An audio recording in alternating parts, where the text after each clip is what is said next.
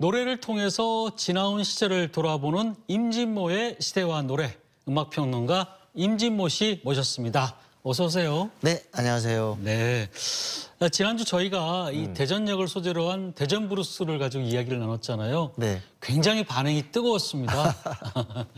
오늘도 이제 기대가 굉장히 큰데요. 네. 오늘은 어떤 노래인지 궁금합니다.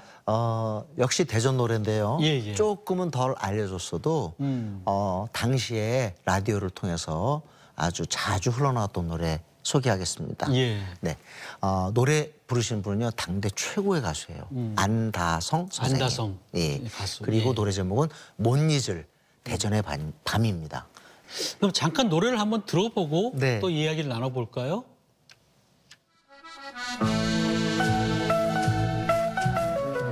가로등 후미하 목적교에 기대소서 나 홀로 외로이 이슬비를 맞으면서 이 노래의 배경이 네. 목적교라는 게 굉장히 그렇습니다. 흥미로운데요. 네. 사실 대전 시민들한테는 목적교가 네. 굉장히 좀 뭐랄까 대전의 상징과도 같은 곳이거든요.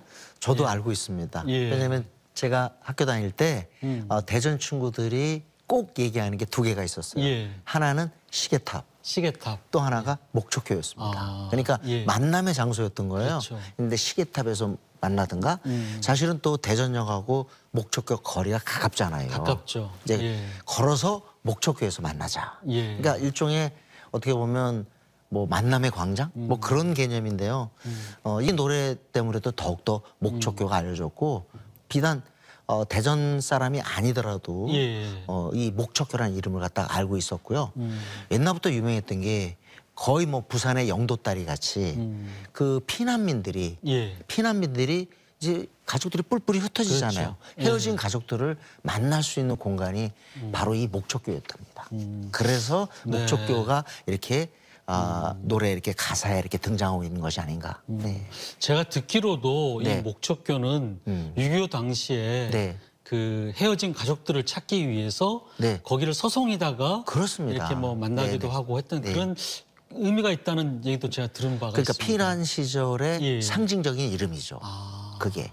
그런데 그게 이후로도 60년대, 70년대까지 이어지면서 젊은 남녀가 만나는 곳 이렇게 돼 있습니다. 지금은 뭐 완전히 모양새가 바뀌었지만 처음엔 징검다리였다가 나중에는 목교, 예. 나무다리로 바뀌었다고 합니다. 예. 무엇보다 중요한 거는 이 노래 부른 안다성 선생님이에요. 네. 사실 제가 어렸을 때 안다성이라는 이름은 너무 세련된 이름이었습니다. 그렇죠? 그렇죠. 안다성. 네, 네. 물론 예명일 것 같은데. 예. 예명이죠, 당연히. 그렇죠. 그런데 본인이 이걸 직접 지었는데 그 과정을 그 라디오나 이런 텔레비전에서 많이 소개를 했어요. 네. 그때 당시에 마리안 앤더슨이라고 하는 아프로 아메리칸 흑인 출신의 그 콘트랄토 성악가가 있었습니다. 그분이 뉴욕의 메트로폴리탄 오페라의 최초로 쓴 흑인 가수예요. 네, 그렇죠. 굉장히 유명한 가수였는데 그래서 그분의 창법을 동경했던 사람이 안다성 선생님입니다. 그래서 나도 한번 저렇게 해보자 해서 마리안 앤더슨인데 앤더슨 이렇게 비슷하잖아요. 이름이. 앤더슨에서 안다성으로. 그래서 안다성으로 바뀌었는데 그게 그 당시에 화제였어요. 예. 안다성 선생님은 완전히 한마디로 톤을 낮춘 예. 그러니까 부드러운 창법. 네.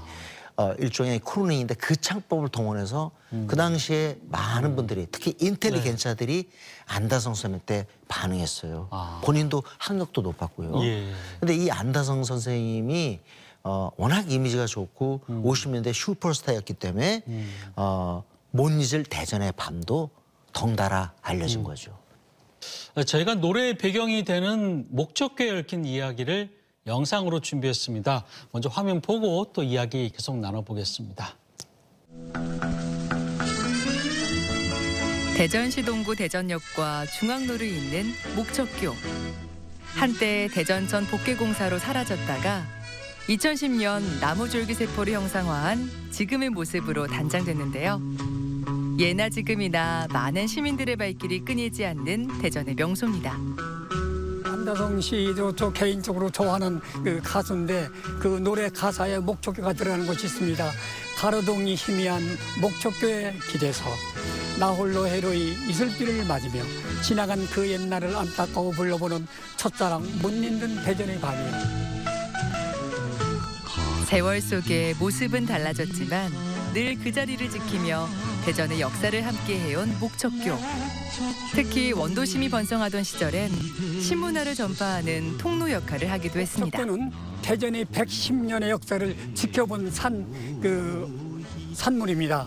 그런데 만일에 이것이 없었다면 오늘날 대전에 있을까 하는 정도인데 나무로 된 다리가 목적교였습니다. 그런데 황복 후에 철근 콘크리트로 다시 만들어서 그 목적교라고 이름을 개명을 하고 동과서를 잇는 것이 어려웠고 경제적으로도 아주 무척 이 다리가 경제를 일으켰다 하는 그런 뜻이 되겠습니다마는 사람들이 오가면서 문화를 만들어내는 곳이 바로 목적교입니다. 그 옛사람들이 정치를 할 때 연설을 할 때 여기서 합니다. 그러면 한 30만 정도가 모였다라고 하는 사진을 제가 본 일이 있습니다. 예. 그런 추억이 있는 곳이기 때문에 목적교는 정말로 정치, 문화, 경제가 한데 어우러진 장소이기도 합니다. 이제는 위풍당당한 모습으로 녹색 도시이자 과학 도시인 대전을 상징하는 건축물이 됐는데요. 아직도 사람들의 마음속에는 소박했던 그 시절의 추억이 남아 있습니다. 놀거리도 즐길 거리도 마땅치 않았던 그 시절.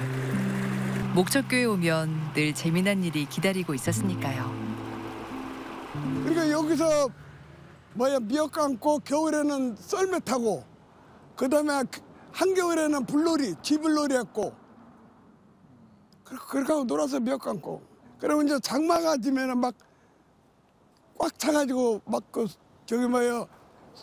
짐승도 떠내려오고 막 그랬었어요. 여기가 물이 찰랑찰랑해서 이제 여기 데이트 장소는 많았어요. 데이트 장소. 왜냐면 이 하천변 중심에서 데이트를 많이 했죠. 여기서 젊은 남녀들이 데이트를 많이 했어요. 그러면 이제 공군들이 여기 지금 둔산동 옛날에 갈마동 비행장 거기 있는 사람들이 휴가 나와서 공군 떡집 가서 떡 먹고 그러고서 이제 애인들 만나서 놀고 중앙극장을 간 거지. 중앙극장. 남녀노소 모두의 만남의 장소였던 목적교. 주변엔 가볼 만한 명소들도 많습니다. 그중에서도 중앙시장은 대전역이 들어서면서 탄생한 중부권 최대의 전통시장인데요. 풍성한 먹거리와 넉넉한 인심까지 느낄 수 있고 생동감 넘치는 젊은이들의 명소 은흥정이 거리에는 패션과 문화예술의 향기로 가득합니다. 밤이 되면 어느새 목적교는 아름다운 빛으로 술을 놓는데요. 화려하면서도 은은한 불빛을 뿜어내는 목적교는 여전히 못 잊을 대전의 밤 풍경을 선물해 줍니다. 안다성 선생님이 노래를 들어보면은 굉장히 뭐랄까요 차분하면서도 좀 애잔함이 느껴지는 것 같습니다. 그렇습니다. 예. 안다성 선생님 하면은 그 못 잊을 대전의 밤 이것도 알려졌지만 정말 유명한 노래는 바닷가에서요. 바닷가에서. 네, 그리고 또 하나가 청실, 홍실 엮어서 바로 라디오 청실- 주제가잖아요. 그렇습니다. 그죠? 예. 최초의 라디오 드라마 주제가. 고요. 예. 그 당시에 사실 드라마를 만들어 놓고 주제가가 있어야 되겠다. 이 생각도 아주 깜찍하고 놀라운 발상이었죠. 예. 그래서 이 노래는 아주 라디오 드라마가 워낙 인기 있고 동네에 라디오가 있는 집에 모든 사람들이 모여서 귀 기울이던 때였거든요. 그러니 주제가도 널리 퍼졌죠. 그래서 이 주제가는 어떤 그 당시에 가요계의 품격 같은 걸 대변했는데요. 안다성 선생님 자체가 멋있었고 또 청실홍실이라고 하는 아주 전통적인 주제. 이게 잘 어우러지면서 당시의 어떤 연애상 같은 것들을 반영을 했어요. 우리는 남녀가 같이 만나서 서로 사랑을 나누면서 그게 발전해서 결혼 간다. 사실 참 이러고 보다가 김건모의 잘못된 만남과 비교하면 그 차이는 거의 천양지체죠. 예. 그 당대의 어떤 연애상을 읽을 수 있는 노래 그게 청실홍실인데 이거 부르신 분이 안다성이고요. 같이 부르신 분이 또 최고의 가수였어요. 송민도 선생님. 송민도. 그래서 선생님. 서로 번갈아 부릅니다. 아, 그게 그럼 남녀가 서로 듀엣을 한 경우가 그 전에는 없었나요? 이게 그렇게 많지 않았어요. 물론 듀엣이 없지는 않았지만 없지는 않았는데. 이건 또 남자 여자가 공평하게 파트를 나눠서 불렀거든요. 네, 그렇죠. 그러니까 우리 남녀가 이렇구나 하는 걸 그 당시에 어떤 연애 풍속이랄까 그런 걸 상징했다고 볼 수 있죠. 네. 자, 그 안다성 선생님 같은 경우에는 첫 가수 활동을 1951년도에 했다라고 하는데 그렇습니다. 50년대에 슈퍼스타입니다. 그러니까 60년대에 뭐 최희준, 위키리 그 전에 등장하셨고 네. 고학력이셨고 그리고 이제 노래 중에서 그 우리 국민들과 이렇게 만난 게 많은데 사실 그런 노래들 좀 품격 있는 노래들이 아직 가요계에 많이 등장하지 않았어요. 근데 본인의 외모 그리고 또 본인이 가지고 있는 하나의 그 학력 이런 것들이 마치 우리 가요계가 이제는 좀 통속적인 유행가 스타일에서 벗어나야 한다.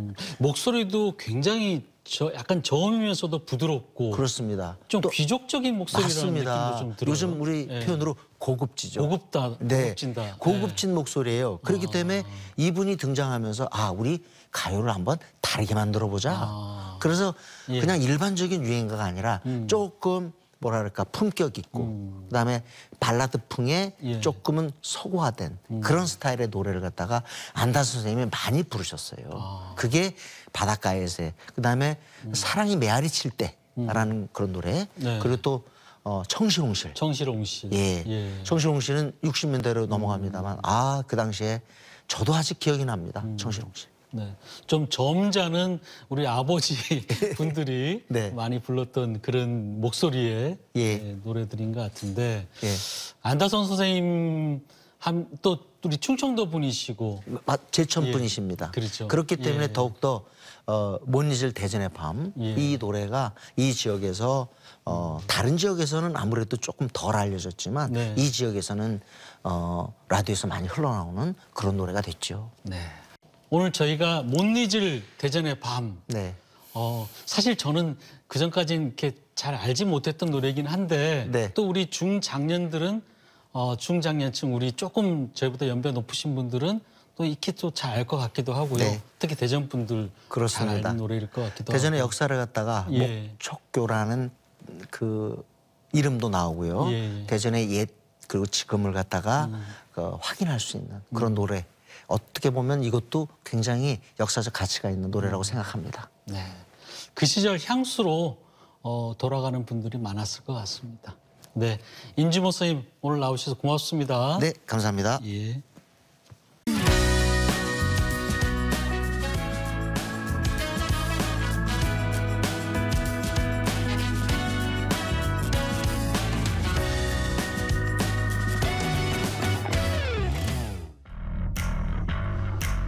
복잡한 세상 속 넘치는 뉴스, 한 주간의 이슈들을 말끔하게 교통 정리해드리는 시간입니다.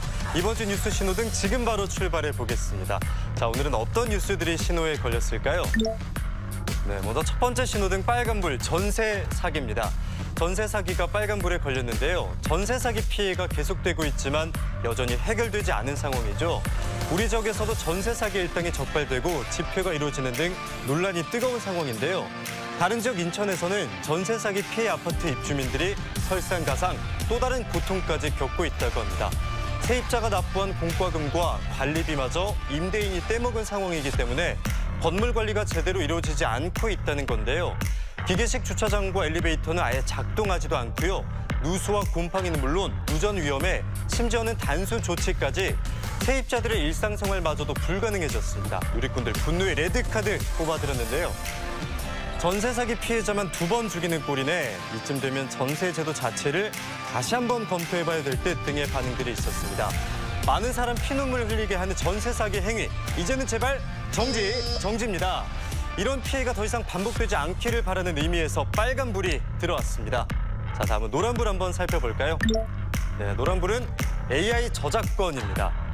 모 음악가가 자신이 작사하고 작곡한 음악에 AI, 즉 인공지능에게 학습시킨 아이돌 그룹 빅뱅 멤버들의 목소리를 입혀서 노래를 완성시켰는데요.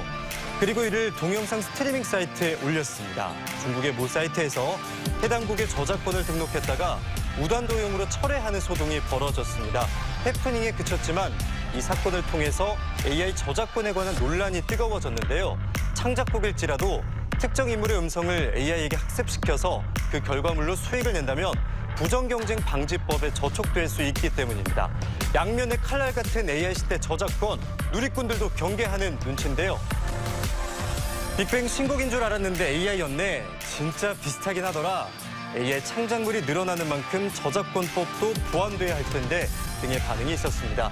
우리에게 유용한 만큼 위험성도 큰 AI의 저작권 침해 논란에 주의, 노란불이 들어왔습니다. 자, 오늘의 마지막 신호 초록불 한번 살펴볼까요? 초록불. 바로 저장 강박입니다. 요즘 각종 영상을 통해서 접할 수 있는 충격적인 장면이 있었죠. 집 안이 마치 대형 쓰레기장을 방불케 하는 모습. 바로 물건을 버리지 못하고 쌓아두는 저장 강박의 현장입니다. 저장 강박은요, 강박장애 일종인데요. 본인의 불편은 말할 것도 없고요. 이웃에게 피해를 주기도 한다는 점에서 바로 문제가 됩니다. 이렇듯 저장 강박으로 고통을 받는 시민들을 위해서 천안시가 저장 강박 의심 가구에 대한 주거 환경 개선 사업을 펼치고 있습니다. 2년여 동안 35가구에 새 삶을 선물하고요.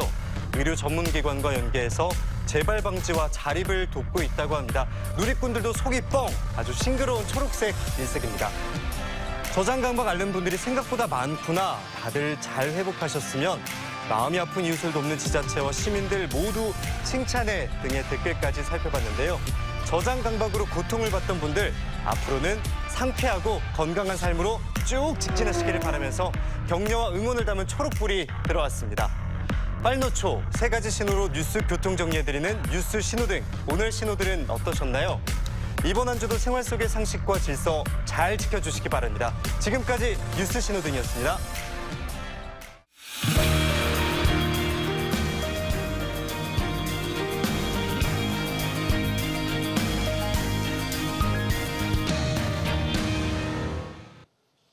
TJB 뉴스는 총선을 5개월 앞두고 대전, 세종, 충남 유권자들을 대상으로 여론조사를 실시했는데요. 오늘은 그 결과에 대해서 이야기를 나누고 또 정치권의 이슈를 토론해 보겠습니다. 오늘 함께 토론해 주실 두 분 소개해 드립니다. 최창렬 용인대 교수 나오셨습니다. 어서 오세요. 네. 네. 권선필 모건대 교수 나오셨습니다. 어서 오세요. 안녕하세요. 네. 먼저 윤석열 대통령의 국정수행 평가에 대해서는 잘하고 있다가 35.6%, 못하고 있다가 53.6%로 이 부정평가가 우세했습니다. 연령별로는 60대 이상을 제외하고는 전 연령대에서 부정평가가 많았는데요. 40대가 가장 많았습니다. 특히 중도층은 긍정 28.8%, 부정 59.7%로 집계됐는데요. 우선 결과에 대해서 어떻게 해석하는지 얘기를 좀 들어보겠습니다. 네, 최 교수님. 예, 지금 이제 조사 여론조사가 이제 윤 대통령 출범한 다음에 네. 윤정부 출범한 다음에 40%를 넘긴 적이 거의 없는 것 같아요. 모든 여론조사에서 이제 여론조사라는 게 이제 어느 특정 여론조사 기관의 추세를 좀 봐야 될 거 아니겠습니까? 근데 이제 지금 여기 나온 것도 물론 11월 10일에서 11일 조사 기간인데 네. 이틀인데 좀 시간이 됐습니다만 이게 추세인 거거든요. 지금 근데 지금 현재 나온 이것보다 지금 이 이후에 이뉴한 혁신위원회의 활동은 반영이 안 될 수도 있거든요. 약간 반영이 돼 그렇죠. 있겠습니다만. 예. 그래서 지금 이렇게 특히 이제 아까 말씀처럼 앵커 말씀처럼 중도층에서 부정이 더 훨씬 많지 않습니까 지금? 이런 걸로 봐서 윤 대통령이 그동안 해왔던 그 연장인 것 같아요. 뭔가 이뉴한 혁신위의 활동도 그렇게 유권자들에게 특히 중도층 유권자나 40대나 이런 젊은 세대들에게 크게 설득력 있게 받아들여지지 않는 것 같고 말이죠. 그리고 어쨌든 기본적으로는 이따 말씀이 또 나오겠습니다만 대통령의 국정 운영 방식의 변화 이제 그 얘기를 많이 하는데 그건 사실 박근혜 전 대통령 때부터 나왔던 얘기였거든요. 집권 세력의 항상 이제 하는 비판 중에 하나였는데 그 부분이 잘 변하지 않는 것 같고 특히 당과 정과의 관계, 당과 용산과의 관계가 여전히 수직적 관계에서 잘 벗어나지 못하는 이런 것들이 자꾸만 여권에서 애써 회피하는 것 같아요. 이게 가장 중요한 저는 그 의제라고 보는데 이뉴한 혁신위원회에서도 이 말을 애써 그 이뉴한 혁신위원장도 자꾸만 언급을 안 하더라고요. 그러니까 이러다 보니까 다른 건 특별한 게 지금 뭐 여야가 계속 같이 이제 공세적으로 맞서는 상황이라서 특별하게 지금 여권이 득점할 게 없는 겁니다, 지금. 그러다 보니까 지금 이런 좀 부정적 결과가 나온 게 아니냐. 그래서 뭔가 앞으로 획기적으로 바뀌지 않으면 이러한 추세는 당분간 지속될 가능성도 있다. 이렇게 생각을 합니다. 알겠습니다. 네, 공 교수님은 어떻게 보셨습니까? 예, 지금 말씀하신 거가 뭐 대체적으로 공감할 수밖에 없는 그런 내용인 것 같습니다. 그런데 이제 데이터를 가지고 조금 한두 가지 이제 말씀드리고 싶은 거는 사실 이 설문을 잘 들여다보면 매우란 말이 들어가는 게 있어요. 네. 매우 잘하고 있다, 매우 잘못하고 있다. 이게 이제 강도를 얘기하니까 이 강도가 높은 건 쉽게 안 바뀐다는 얘기거든요. 이 강도를 갖고 보면 격차가 훨씬 더 크게 벌어진다고 볼 수 있겠죠. 그래서 이 부분 지금 매우 잘못하고 있다라고 하는 비율이 사실은 훨씬 더 높고 매우 잘하고 있다는 비율은 그보다 상대적으로 절반 이하로 또 떨어지거든요. 그러니까 이거는 쉽게 안 변할 거다 이런 생각을 한 가지 해보고요. 두 번째는 특히 이제 같은 질문에서 이제 정당을 보면 더불어민주당 지지자들 같은 경우에는 매우 잘하고 있다는 비율이 높아요. 근데 이제 방금 최 교수님 지적하신 게 그대로 나타나는 게 국민의힘 지지자 중에는 잘하는 편이다. 이 비율이 매우 잘한다보다 높게 나오거든요. 이 얘기는 같은 당에서도 국정 수행에 대해서 부정적이라고 하는 게 데이터로 나와 있어서 이 부분은 오히려 이제 지금 정확하게 지적하신 것처럼 당 내에서도 충분한 지지를 못 받고 있다는 그 결과를 보여주고 있어서 이 부분은 좀 그 국정 운영의 방식 또 국정 운영의 철학 이런 게 충분히 드러나지 않은 걸로 볼 수밖에 없는 그런 결과라고 생각이 됩니다. 그러니까 지지는 하지만은 좀 내심 아쉬운 부분이 여전히 있는 거네요. 그렇죠? 그 아쉬운 게 생각하는 비율이 더 높거든요. 네, 알겠습니다. 네, 충청권은 대표적인 이제 어떻게 보면 캐스팅 보트잖아요. 네. 선거에서. 그래서 이 결과가 과연 내년 총선에도 이게 반영될 거라고 보시는지 아니면은 또 다른 뭐 반등할 수 있는 여러 가지 또 요인들이 있을지 한번 글쎄 여쭤볼까요? 아직 뭐 이제 5개월이나 남았으니까 뭐 그동안 뭐 이 짧은 기간은 아니지 않습니까? 대한민국 정치에서 5개월이면 뭐 결코 제 짧은 시간이 아닌데 문제는 이제 과연 그 여권이나 야권도 마찬가지입니다. 야권도 여러 리스크가 있으니까 지금 야당도. 문제는 이제 그 서로 양당이 가지고 있는 이 리스크들을 어떻게 관리하냐의 문제거든요. 그 관리를 하는데 과연 바뀔 가능성이 있는 것이냐. 그러니까 지금 현재 이제 국민의힘이 이렇게 지지도가 낮고 사실 여야 모두 사실 정당 지지도라는 측면에서도 상당히 정체를 면치 못하고 있거든요. 네. 일단 여권 말씀을 드리면 여당이 지금 제가 아까 말씀드린 그러한 부분들에 대해서 뭔가 본질적인 변화를 일으키지 않으면 저는 상당히 어려워질 수 있다. 특히 수도권이나 중도층, 이른바 이제 스윙보터 계층은 그럴 수밖에 없다고 보거든요. 그럼 수도권 놓치고 중도층 놓치면 그 선거는 지는 거거든요. 뭐 지역별로 편차는 있겠습니다만. 그렇죠. 그래서 일단 이 여권이 지금 이 문제의 심각성, 리스크의 심각성을 상당히 파악을 해야 되는데 게다가 지금 부산 엑스포 유치도 실패한 상황 아닙니까? 물론 이제 시간이 지나면 그건 뭐 다른 이슈에 덮일 수는 있겠습니다만 또 부산 지역이었단 말이죠. 그 지역이. 그런 것까지 해서 지금 여권이 대단히 어려운 상황이에요. 그리고 이제 또 이제 대통령실에 있는 이제 여러 참모들이 저도 어제도 그런 분이 있는 걸 제가 잠깐 다른 기회에서 만났었는데 다른 수도권 지역에서 대통령실 있다 온 분이더라고요, 이번에. 근데 그분들이 이제 쭉 내려가면 대통령의 지도가 낮으면 선거 대단히 불리해지는 거거든요. 그렇죠. 반대로 대통령의 지도가 높으면 여권은 상당히 유리해지는 거예요. 그러니까 어차피 내년 선거는 윤 대통령에 대한 평가라는 측면이 굉장히 강하게 반영될 겁니다, 아마. 그러니까 결국 선거는 윤 대통령이 치른 선거가 될 수밖에 없을 거예요, 아마. 그래서 일단 윤 대통령이 뭔가 스스로의 국정 기조를 바꾸지 않으면 아무리 인물이 훌륭하다 하더라도 그게 상당히 반영되지 않겠냐, 부정적으로 국민에게. 그런 생각이 좀 듭니다. 예. 알겠습니다. 총선에 반영이 될까요? 어떻습니까? 예. 지금 전반적으로 이제 구도가 그동안 이제 여러 가지 여론 이런 흐름의 결과를 보면 경북, 충북, 울산, 강원 뭐 이런 쪽에서 이제 국민의힘이 지지도가 높은 걸로 나타나고요. 민주당 같은 경우에는 이제 전북, 전남, 당연히 광주 그리고 서울, 경기 뭐 이런 데가 상대적으로 높은 걸로 나타나고 있거든요. 결국 그러면 이제 우리 충청권은 아직 데이터로 보면은 사실은 어떤 쪽으로 확 이렇게 눈에 띄게 들고 있지는 않은 것 같습니다. 그래서 그 편차는 어떤 외부의 다른 지역에서의 흐름이라든가 말씀하셨던 것처럼 대통령의 어떤 국정 운영 스타일의 변화라든가 이런 요인에 의해서 적어도 충청권은 조금 바뀔 수 있는 여지는 있는 것 같다 이렇게 보여집니다. 그게 이제 결과적으로 총선의 결과에 영향을 미칠까? 그것까지는 어렵지 않을까 그런 생각이 듭니다. 바뀔 수 있는 변수는 있다. 예, 그러니까 예. 이 정당 지지는 바뀔 수 있는 여지는 충분히 충청권은 지금 있는 것 같습니다. 특별한 뭐 우리 쪽에서 지지하는 후보도 아니고 지역에 큰 이슈도 있는 게 아니고 그런 상황이기 때문에 바뀔 수 있는 여지는 있지만 총선 결과에 영향을 미칠 만한 정도의 어떤 그런 변화는 쉽지 않을 것 같다 이런 예상을 해봅니다. 자, 차기 대선 주자로 누가 가장 적합하다고 생각하는지도 물었습니다. 이재명 민주당 대표와 한동훈 법무부 장관이 각각 25.2%와 18.8% 양강 구도로 나타났는데요. 특히 한동훈 장관의 상승세가 눈에 띄었습니다. 기존의 여권 주자인 오세훈 서울시장은 8.3%, 또 홍준표 대구시장은 7.2%, 또 야권의 이낙연 전 민주당 대표는 4.7% 수준으로 나타났는데요. 차기 대선이 이재명, 한동훈 양강 구도로 갈 가능성이 있다고 보는 건지 또 뭐 이준석 전 대표 얘기대로 아직 긁지 않은 복권인데 또 뭐 어떻게 또 변화가 있을지 요거는 공 교수님께 좀 먼저 여쭤볼까요? 예.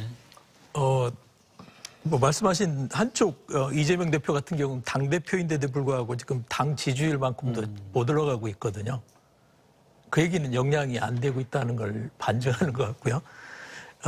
말씀하신 것처럼 이제 한동훈 법무장관 같은 경우에는 사실 검증은 안 됐죠, 정치인으로서. 근데 이 정도 나온다는 건 이제 반대로 얘기하면 국민의힘에서도 사람이 없다는 얘기거든요. 대선급 주자가 지금 나오지 못하고 있다는 거니까 사실 이 두 사람 전체 포함해서 대부분의 후보들이 아직도 역량을 충분히 입증할 수 있는 만한 사람 또는 그런 상황을 갖추고 있는 사람은 없는 것 같습니다. 그래서 차기 대선 주자 문제가 아니라 이 중에는 아마 총선 출마하면 떨어질 사람도 있을 것 같거든요. 충분히 지금 상황에서 보면 뭐 그 정도 예상을 할 수 있을 것 같아서 이 조사는 그냥 한번 흐름을 어떻게 가는지 보는 그 참고 정도지 이거 가지고 뭐 다음 대선 예측하기에는 저는 어려울 거라고 봅니다. 차 교수님은 어떻게 보셨습니까? 한동훈 법무장관은 전 일단 주목할 필요가 있다라고 전 봐요. 처음엔 저도 한동훈 장관에 대해서 그냥 장관으로서 또 대통령 측근으로서 과거의 법무장관 다른 어떤 기조, 국정감사나 상임위원회에서 야당 의원들의 질의에 대해서 반박하고 말이죠. 가진 논박하고 이런 경우가 별로 없거든요. 국무위원인데 그 이제 일반적으로 국무위원들이 장관, 의원들에 대해서 반박하는 정도를 넘었단 말이죠. 이제 그런 부분들이 상당히 이제 보수 유권자들이나 중도층 유권자 포함해서 이른바 사이다로 보였던 거였죠. 근데 이번 최근에 완전히 정치적 발언을 하기 시작했잖아요. 완전히 정치적 발언이에요. 요즘 발언은 뭐 전혀 장관의 발언이 아니죠. 본인도 하면 인정할 겁니다, 속으로는. 그 상태에서 이제 새롭게 주목할 수밖에 없는 인물이고 그야말로 우리 권 교수님 말씀처럼 여권에서 지금 홍준표, 오세훈 이런 분들은 워낙 이제 이름이 많이 회자됐던 후보군들이었거든요. 오히려 참을성이 좀 떨어지죠. 그런 거에 비해서 한동훈 장관은 논리도 굉장히 정확하고 예의도 바르고 말하는 그 태도, 품격. 요즘 워낙 정치인들의 막말 수준들이 막 그냥 그야말로 어이가 없는 수준이니까 그런 점에서 볼 때 저는 나름대로 의미가 있다. 어차피 인물은 한 명이 쭉 치고 나올 수 있는 거니까 그렇게 보고 이재명 대표는 이번에 김용 전 민주연구원 부원장이 법정 구속됐잖아요. 저는 그걸로 볼 때 물론 이재명 대표의 사법 리스크가 언제까지 갈지 모르겠어요. 이 최종 대법원 판결까지 가야 되는 것이기 때문에 그렇다 하더라도 아까 권 교수님 말씀처럼 정당 지지율보다 안 나오거든요.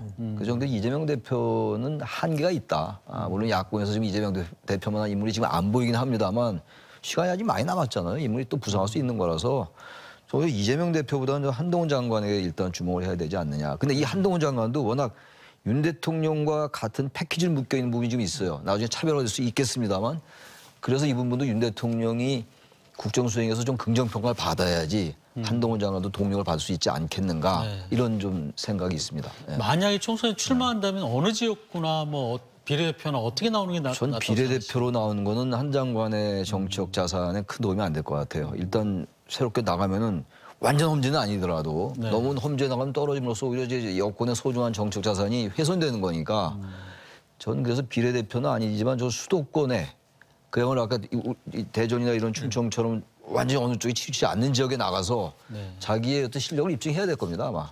그렇지 않고 뭐 영남에 가서 출마한다든지 아주 뭐 편안한데 그건 전 별로 대선자로서 클 수 없다라고 생각합니다. 예.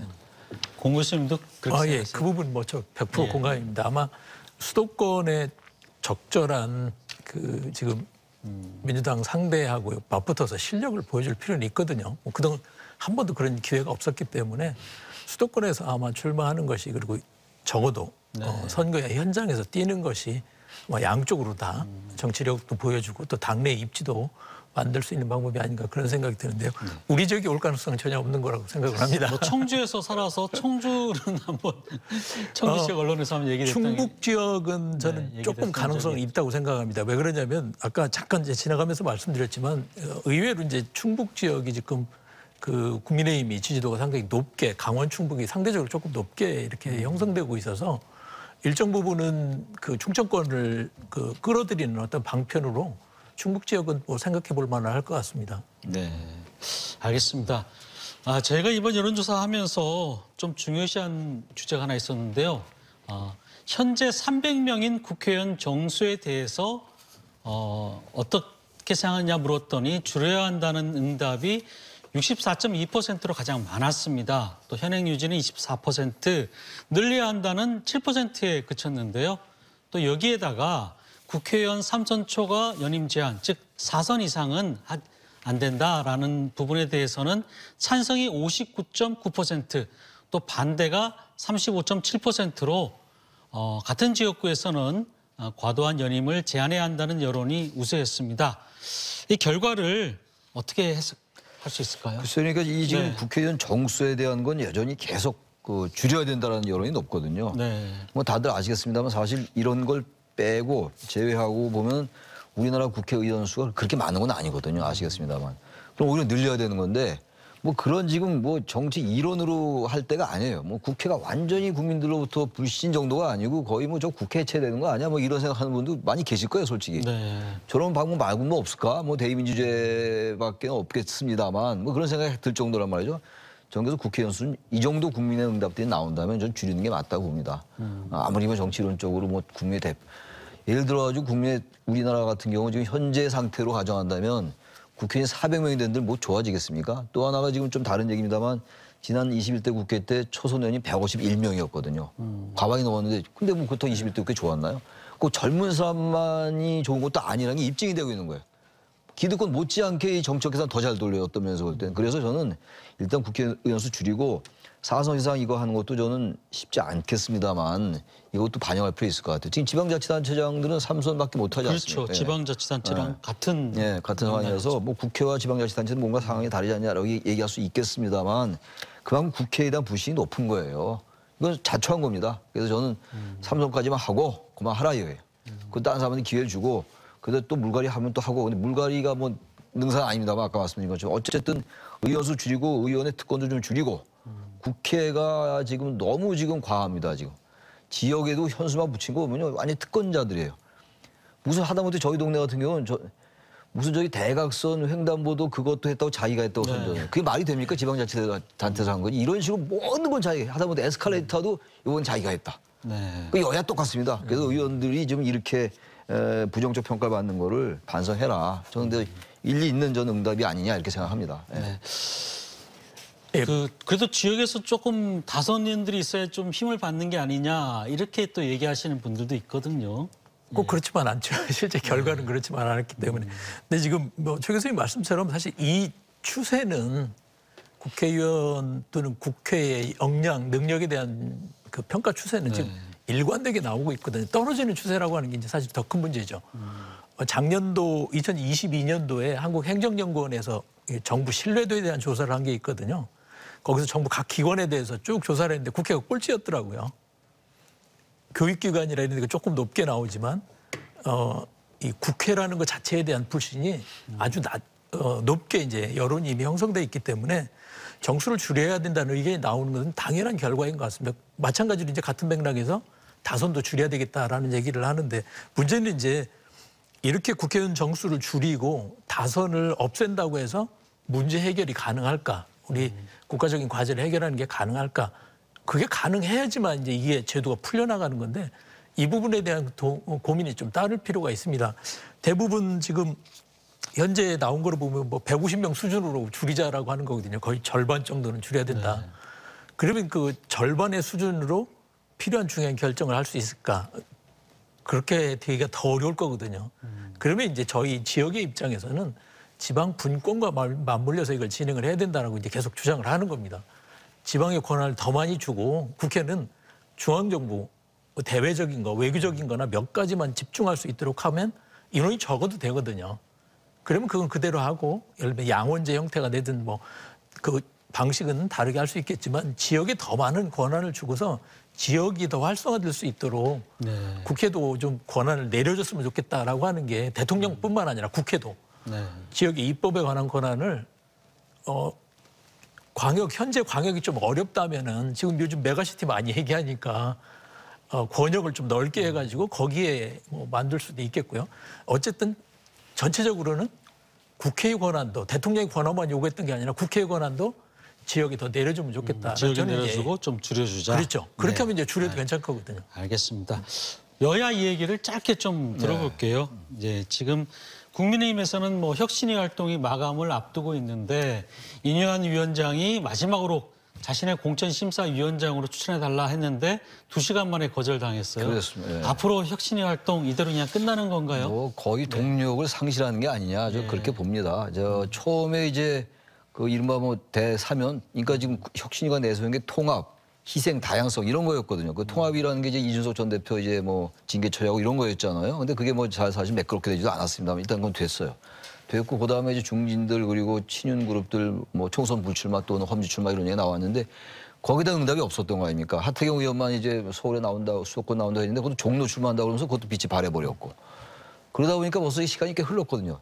이게 이런 혁신이나 개혁은 시간 타이밍이 대단히 중요한데 이미 놓쳤고 지금 말씀처럼 내가 공관위원장 하겠다. 네. 근데 그거 바로 뭐 2시간 만에 이런 자에 거절당했으니 이게 지금 제가 볼 때 대통령실가 별로 조율이 없었던 건지 이 혁신이.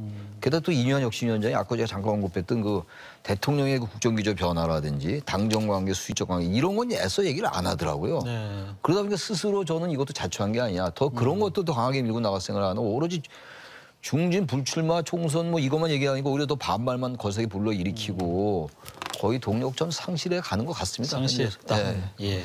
민주당도 지금 네 분이 뭐 아주 극심합니다. 특히 이제 대의원제를 축소하는 부분하고 또 선거구제, 비례대표 선거구제를 이제 지금 뭐 어떻게 보면은 그 병립형으로 다시 돌아가는 부분에 대해서 이재명 대표는 멋있게 선거를 치르면 뭐하냐, 지면은 끝이다 이렇게 얘기까지 하고 있고 한쪽에서는 이제 원칙을 지켜야 된다 얘기를 하는데 앞으로 어떻게 전개될까요? 중앙당에서는 이제 조금 지금 말씀하신 것처럼 이재명 대표에 대한 어떤 대안이 형성이 안 되고 있는 상황이지 아직. 그러다 보니까 이게 어떻게 갈지라고 하는 게 불확실한 상황인 것 같은데요. 이제 저는 이제 중앙 얘기보다 우리 지역 얘기를 한번 해보고 싶습니다. 대전 같은 경우에 네. 전부 이제 그 현역 의원들이 있는 상황이었었는데 박병석 의원이 이제 사퇴하시겠다고 출마하지 않겠다고 이미 하셨고 그 다음 선수인 이상민 의원이 이제 복잡한 이제 뭐 국힘으로 지금 복잡한 입장을 뭐 이런 얘기도 아주 나오고. 공개적으로 표현을 했기 때문에 민주당 안에서 일입니다. 그 다음이 이제 박범계 의원 이렇게 쭉 다선이 내려가는데 이 상황에서 새로운 후보군들이 이제 계속 등장하면서 나타나고 있거든요. 이 후보군들을 보니까 크게 두 그룹이에요. 하나는 네.